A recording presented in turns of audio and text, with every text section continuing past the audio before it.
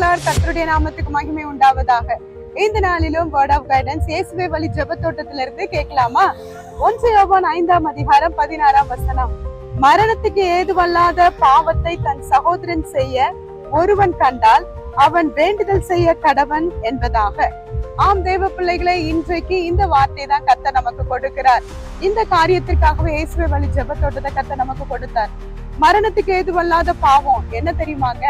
தேவ பிள்ளைகளை, ஒரு மனுஷன் கடவுளோடு கூட இணைஞ்சிருக்கணும். எப்போ ஒரு சரீரம் ஆண்டவரை விட்டு பிரிஞ்சே வாழுதோ அது பாவம். அப்படிப்பட்டவங்களுக்காக வேண்டுதல் செய்யும் போது நிச்சயமா ஆண்டவர் ஜீவனை கொடுப்பாருங்கிறது தாங்க இந்த வசனம் சொல்லுது. பாருங்க, யோபு வேண்டுதல் செய்த போது நண்பர்களுடைய சிறையிருப்பு திரும்பிச்சு.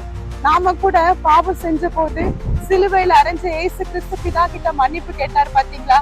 எந்த ஒரு மனுஷனும் சரீரத்துல ஜீவன் இருக்கிற வரைக்கும் தேவனோடு கூட உறவாடணுங்கிறது தான் தேவனுடைய நோக்கம். தனித்து வாழக்கூடாதுங்க.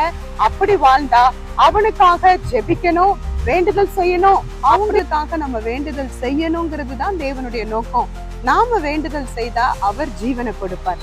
எத்தனை பேர் வேண்டுதல் செய்ய முன் வர முடியுமோ நீங்க எல்லாருமே வேண்டுதல் செய்யுங்க. கர்த்தர் தாமே அவர்களுக்கு ஜீவனை கொடுப்பார், ஆசீர்வதிப்பார். God bless you.